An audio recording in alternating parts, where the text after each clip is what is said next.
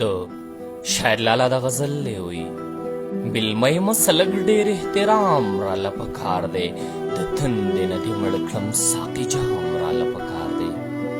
بلمۍ مسلک ډېر احترام راله پکار دی د تندې نه دې مړ کړم ساقي جام راله پکار دی روان یم پتلو کې یم سبا بدلته نه یم روان یم پتلو کې یم سبا بدلته نه یم یوه لحظه دیدن د پورې بام راله پکار دی وطن چې وي یاران چې وي د غره لمن کې ناست یو وطن چې وي یاران چې وي د غره لمن کې ناست یو دا ټول ژوندون مې واخله یو ماښام راله پکار دی